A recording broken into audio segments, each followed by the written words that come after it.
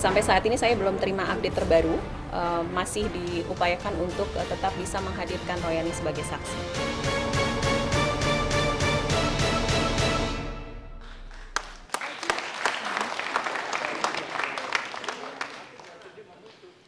Pemirsa, hukum sudah jadi bisnis, pelayanan kesehatan sudah jadi bisnis, politik pun sudah jadi bisnis. Semuanya itulah yang menghancurkan masyarakat, kata George Soros.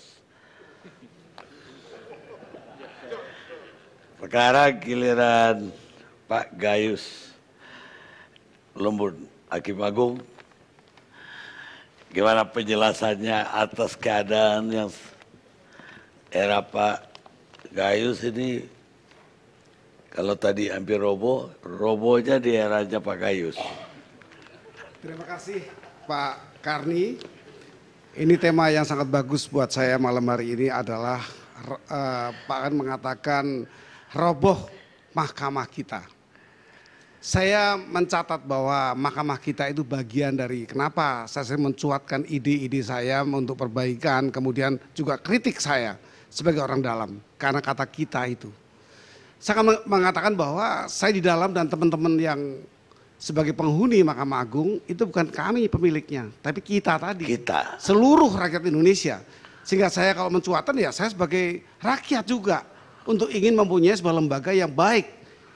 Kalau di pemerintahan ada good governance, di kelompok pengusaha harus ada good corporate governance, maka di dunia peradilan di semua dunia itu ada disebut court excellent. Satu bentuk peradilan yang unggulan dalam keadilan dan dalam penataan lembaga ini. Oleh karena itu saya ingin kalau malam hari ini saya sudah mendengar banyak pihak menceritakan, saya juga mendengar bahwa nama saya disebut oleh ibu yang dari Jambi, itu benar. Sejak saya di Komisi 3 dan di Badan Kehormatan di DPR, seringkali dan banyak sekali surat masuk sehingga saya tidak bisa menyimpan. Itulah sebabnya dikatakan tadi akan saya teruskan kepada yang bersangkutan. Agar yang bersangkutan bisa mengetahui keluhan dari masyarakat dan itu saya lakukan.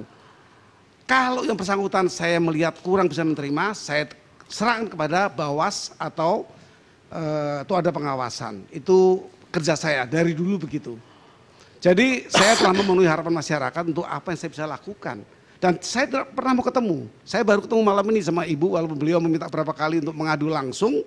Saya selalu tidak akan ketemu sama setiap yang mengadu, tapi saya lakukan tindakan-tindakan yang mungkin bisa bermanfaat bagi yang bersangkutan. Kalau tidak bisa bermanfaat, ya tentunya saya sudah mencoba untuk menghubungi bersangkutan, keluhan masyarakat saya sampaikan. Pak Karni, saya mempunyai tema sendiri sebenarnya malam hari ini, agar ini mungkin bisa diterima atau tidak diterima, tapi inilah pikiran saya. Saya ingin mengatakan bahwa rombak tata kelola organisasi Mahkamah Agung. Kalau saya mengatakan organisasi, maka di sebuah organisasi ada pimpinan yang bertanggung jawab dan tentu struktur ke bawah dianggap sebagai orang-orang dipimpin oleh pimpinan ini. Di jajaran Mahkamah Agung selalu dipimpin oleh dua orang yang di bawah Mahkamah Agung, baik pengadilan tinggi maupun pengadilan negeri yang jumlahnya tidak sedikit Pak Karni. Pengadilan negeri di seluruh Indonesia, kabupaten kota itu ada 352.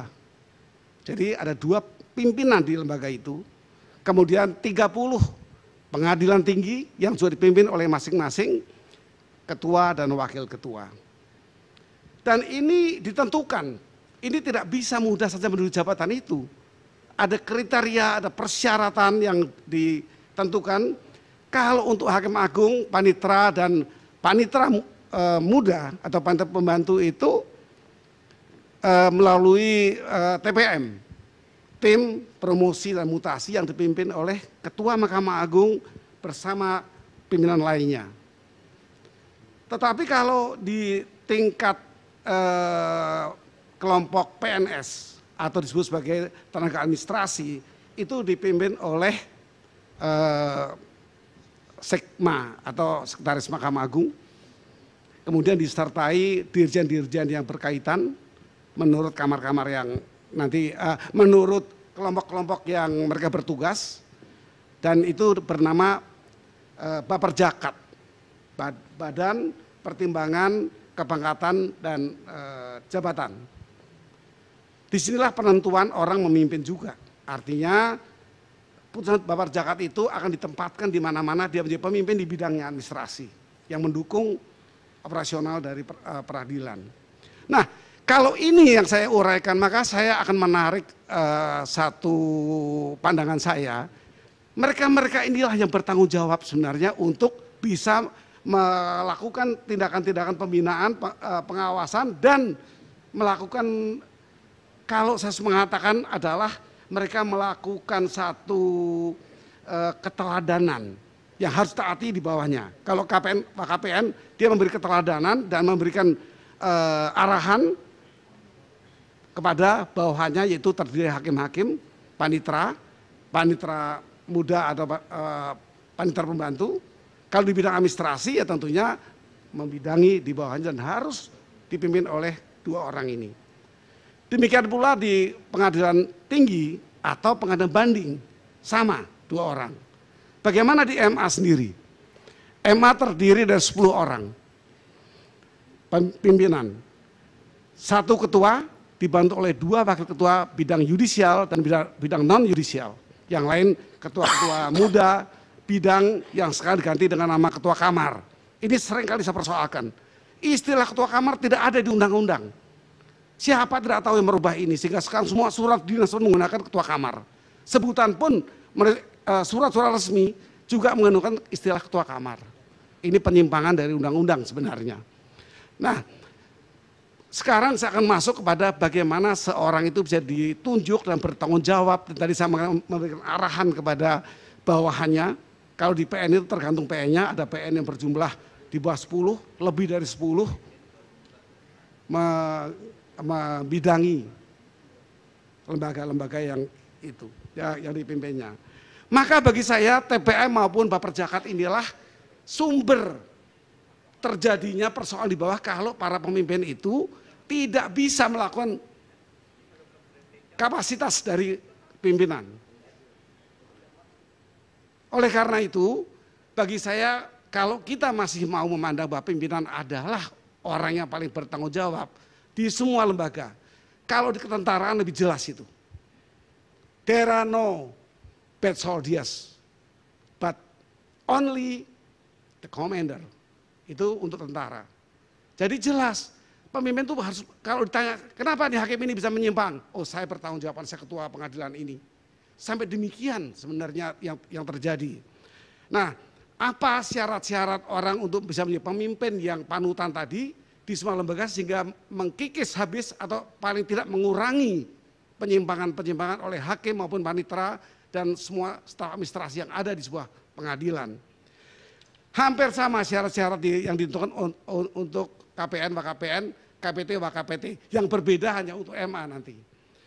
Yang ini menentukan sekali dan memberikan pandangan saya kenapa ada terjadi satu kejahatan yang sampai dilakukan oleh seorang hakim yang baru-baru terjadi tertangkap tangan. Kemudian sebenarnya telah ada laporan ke KY 6 kali yang di daerah Bengkulu itu. Nah, yang di Jakarta Pusat sama, di Panitera Jakarta Pusat pernah diadukan juga menurut data saya. Artinya di sini sudah ada penyimpangan dari bagaimana TPM ini bisa menempati orang yang kurang mempunyai, ada 2 syarat yang mungkin perlu saya jelaskan. Pandangan saya tentu orang bisa menjabat jabatan yang paling strategis ini kalau dia memenuhi syarat perundang-undangan atau aturan. Ada 2 syarat undang-undang yang diatur pada Undang-Undang Nomor 8 tahun 2004. Ini tentang peradilan umum. Dan SK KMA tahun 2013 nomor 139 itu mengatur. Aturan antara lain adalah dia harus lulus uji kelayakan kepatutan seperti di DPR. Kemudian ada kemampuan teknis yudisial melalui dan manajemen. Kalau ini menyangkut panitera itu di TPM. Sehingga ini 2 ini harus lulus. Yang lainnya adalah track record sebenarnya, dan ini sangat penting. Track record ini harus menjadi pegangan bagi TPM maupun Baper Jakat, sehingga track record seorang itu dengan mudah dipelajari. Informasi dari KY sangat penting. Semasa TPM ini harus bekerja sama dengan KY untuk dia bisa menentukan orang. Nah, yang terjadi apa ternyata hakim yang tertangkap tangan itu, Pak Karni, sempat dipromosikan ke kisaran, yaitu sebuah pengadilan negeri lebih besar lagi dari yang sekarang dia tertangkap tangan itu di Sumatera Utara. Saya tidak mengerti bagaimana proses TPM ini mengatur, memutuskan seseorang yang diadukan sudah 6 kali, kemudian akan dipindahkan. Sebelum dipindahkan tertangkap tangan, maka SK itu sampai dibatalkan. Ini kualitas dari penempatan pimpinan yang tadi yang paling bertanggung jawab. PN dan PT itu clear, saya pikir sama syaratnya, kepangkatan juga biasa untuk golongan 3A atau Hakim Madya Pratama untuk PN. PN pun ada 2 tingkatan, baik di PN kelas 2 atau kelas 1, kemudian PT juga hampir sama, persyaratannya haruslah orang yang lulus uji kelayakan kepatutan. Di MA ini mempunyai ketentuan yang lain untuk menjadi pemimpin di MA, yang 10 orang tadi. Yang 3 orang, ketua dan 2 wakil ketua itu melalui undang-undang khusus, yaitu Undang Mahkamah Agung dan Undang-Undang Kawasan Kehakiman yang mengatur persyaratan undang-undang dan juga track record. Kalau saya mempelajari ini dan itu opini saya, yang semestinya TPM itu jelas clear untuk melakukan. Untuk Hakim Agung itu Pak Karni, haruslah diatur dengan jelas di sini, saya mencatat secara khusus, adalah bahwa orang yang telah berpengalaman sebagai hakim. Sekurang-kurangnya 3 tahun sebagai hakim tinggi.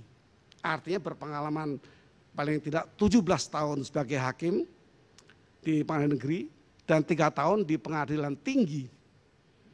Persoalan itu saya ungkap berkali-kali di banyak media. Termasuk saya ungkapkan di antara rapat-rapat di Mahkamah Agung. Maksud saya adalah kalau memang Komisi Yudisial dan DPR telah meloloskan orang yang kekurangan syarat ini, itu tidak perlu disorot lagi. It's done. Silakan dia bertugas. Tetapi untuk memimpin di Mahkamah Agung ini menjadi persoalan. Apakah patut orang yang kurang syarat ini memimpin di Mahkamah Agung baik sebagai ketua, wakil ketua maupun ketua muda atau ketua kamar? Sangat tidak layak. Maukah hakim-hakim agung dengan syarat 20 tahun yang sudah berpengalaman tadi, di antaranya 3 tahun menangani kasus banding, dipimpin oleh orang yang belum pernah atau sedikit sekali berpengalaman memeriksa masalah banding, yang langsung akan menangani perkara kasasi dan PK. Bisakah orang ini memimpin dan harus menjadi ketua majelis karena dia pimpinan? Tidak pernah pimpinan menjadi anggota. Bagaimana kemampuannya? Tidak pernah menangani perkara banding, tiba-tiba dia harus menjadi ketua untuk perkara kasasi. Inilah paling tidak 18 orang hakim agung bersama-sama untuk menolak. Tidak memilih. Itu terjadi. Terjadi yang terakhir, pemilihan wakil ketua yang terakhir. Ini saya lontaran di banyak kesempatan. Tolong ditengok ini urusan begini. Belum track record. Track record ini semua hakim saling tahu. Ketika bersama-sama di sebuah PN, ketika sama-sama bertugas mengadili kadang-kadang satu majelis, dia sangat tahu.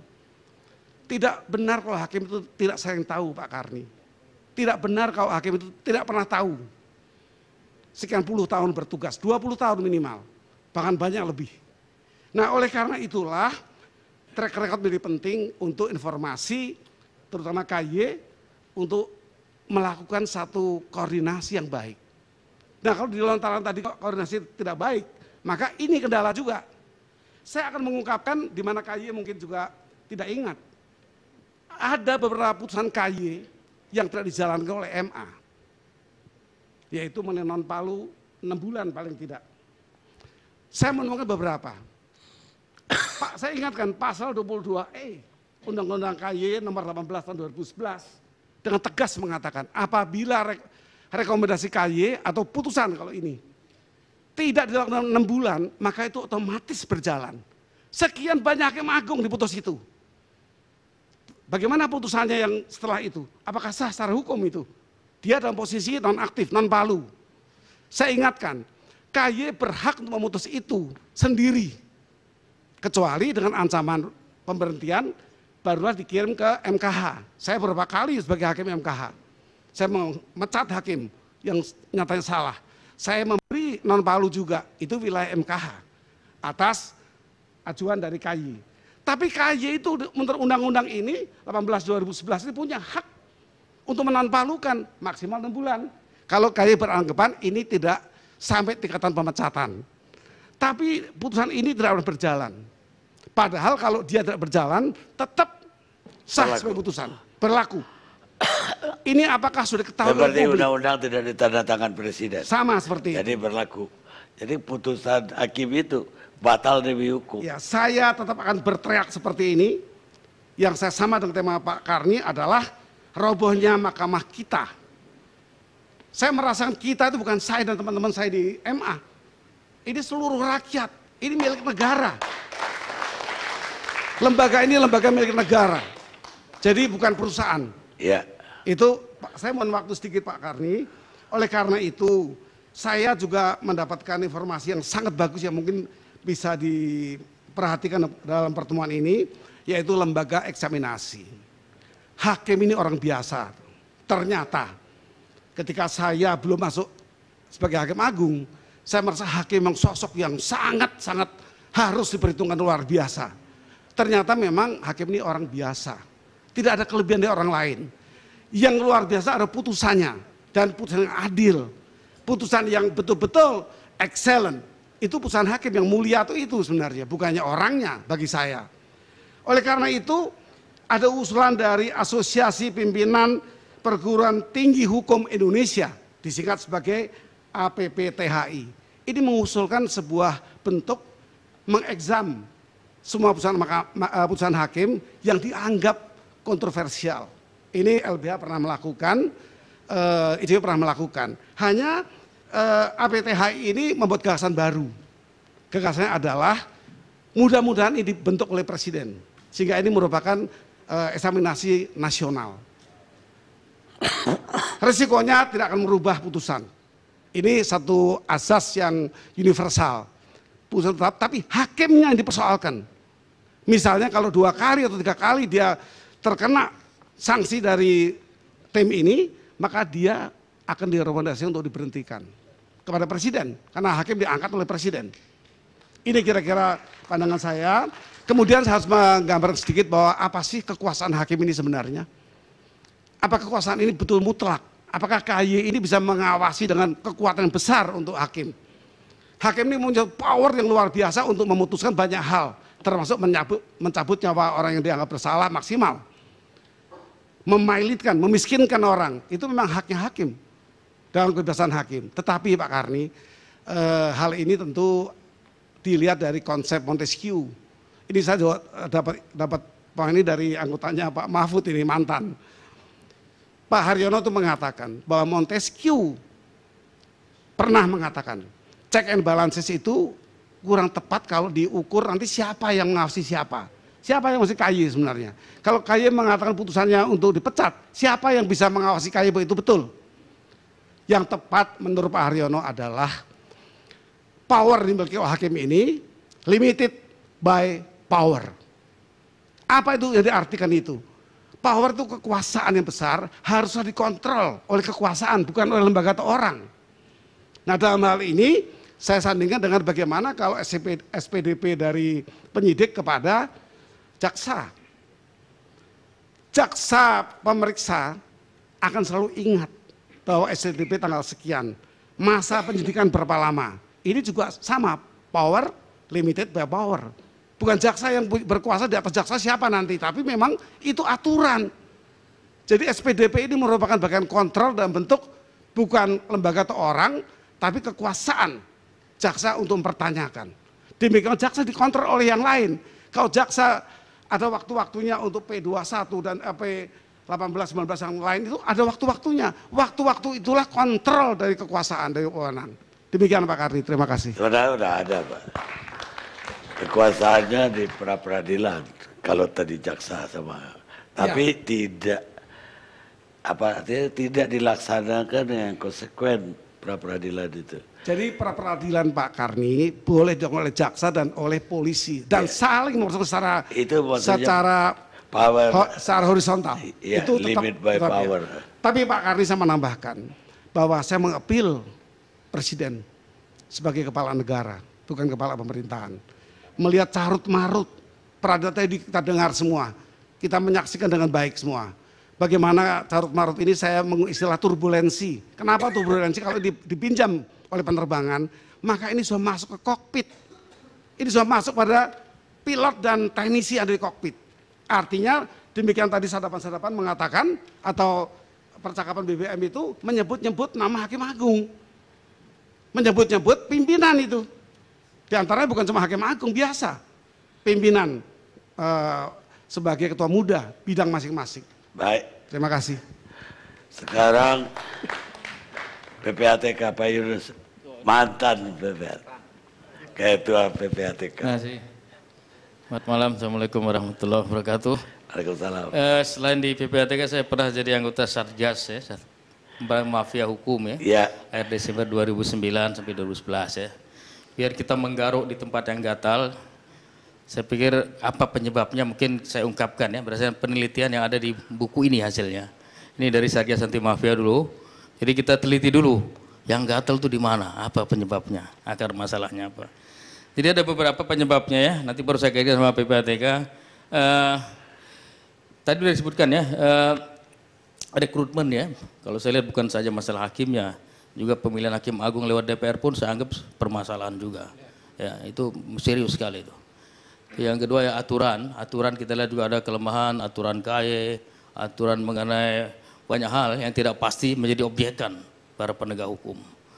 Kemudian yang juga kita lihat masalah adalah ada kurangnya integritas, ketegasan dan keinginan berubah untuk maju di kalangan para penegak hukum itu kelihatan juga. Dan manajemen perkara kita lihat kurang transparan, kurang accountable. Akuntabel hakim ini bertanggung jawab sama Tuhan saja.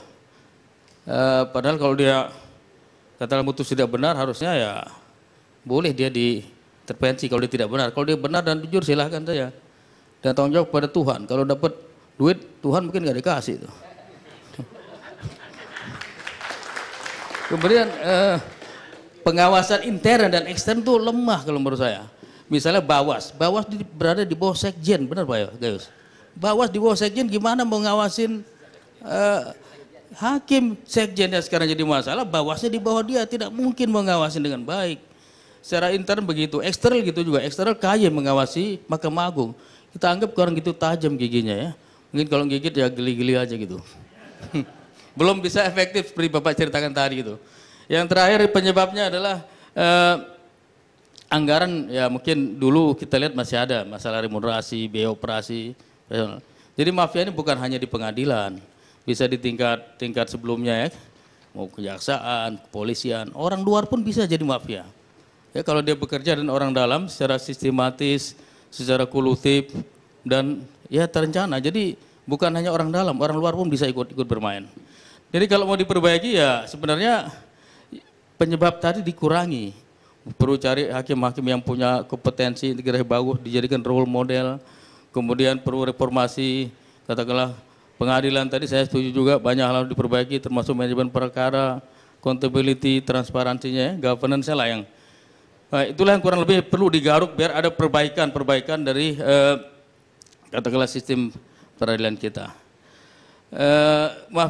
Satgas Anti Mafia itu cuma 2 tahun dulu ya, 30 Desember 2009 sampai dengan akhir Desember 2011, 2 tahun saja. Laporan yang masuk sekitar 5.000. Yang menarik yang diadu itu kebanyakan penegak hukum dari 3 tingkatan itu, bukan yang lain. Dan terkait dengan PPATK sendiri bagaimana? Ya kalau beroperasinya mafia ini dengan tunai susah terdeteksi. Karena kelemahan sistem anti pencucian uang adalah kalau dia tunai, terputus paper trailnya, uang tunai itu tidak ada namanya, tidak ada catatan, tidak ada jejaknya. Sehingga seringkali suap itu tunai. Tapi kan saldonya diam-diam meningkat. Nah, kemudian setelah kita dalami kemudian kita bisa lihat katakanlah transaksi ataupun rekeningnya ya dari orang-orang yang didalami. Katakanlah transaksinya tunai kemudian nggak bisa ketahuan oleh PPATK. Kalau sudah misalnya tertangkap tangan misalnya, kita lihat dari mana uangnya ya, mungkin dilihat ikatannya, atau setelah dia menyetor kemana, kok duitnya banyak, baru dikaitkan sama profil pekerjaan dia, gajinya berapa, lifestyle-nya bagaimana, ada lifestyle analysis. Kalau memang gajinya kecil, tahu-tahu income-nya besar, asetnya banyak, tidak bisa dijelaskan secara wajar, ini ada sesuatu yang mencurigakan. Mungkin banyak sekali gratifikasi yang diterima oleh yang bersangkutan gitu. Jadi sebenarnya dengan melihat lifestyle tadi, dengan melihat ketidakseimbangan antara income dengan aset tadi, seharusnya sudah dugaan kuat ini ada gratifikasi yang tidak pernah dilaporkan dan tidak pernah dibuktikan oleh yang bersangkutan. Jadi lewat sistem jarang mereka lakukan operasi-operasi mafia seperti ini ya, kebanyakan tunai tadi. Sehingga harus bekerja sama dengan penegak hukum kalau mau mendalami. Misalnya pada waktu dulu kasus Urip tertangkap tangan, saya tanya sama KPK, coba dilihat ikatan uangnya dari bank mana. Oh bank ini, kita kejar bank sana, kemarin yang narik sekian tuh siapa orangnya. Jadi baru bisa dicari setelah kita bekerja sama.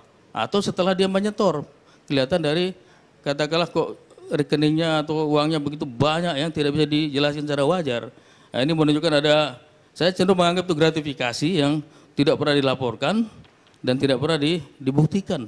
Yang menurutnya undang-undang harus dilaporkan oleh yang bersangkutan dan dibuktikan oleh dia. Jadi itu aja Pak Kari. Kalau mau perbaiki ya mudah-mudahan bisa. Sedikit agak khusus itu di Tempo minggu ini peredaran uang di keluarganya Nuradi itu besar sekali. Ya. Bahkan istrinya pun bisa 2 miliar sebulan. Nah, waktu zaman Pak Yunus di PPATK kok mencurigakan ini? Untuk zaman saya kelihatan belum terdeteksi. Mungkin setelah saya. Setelah saya mungkin ada, dan memang disinilah perlunya ada undang-undang pembatasan transaksi tunai. Supaya bukan saja untuk keuntungan bagi perekonomian lebih efisien, juga untuk mencegah suap-suap tadi. Jadi perlu ada pembatasan transaksi tunai, ya untuk mencegah ini sebenarnya gitu. Saya kira itu aja Pak Kari. Baik.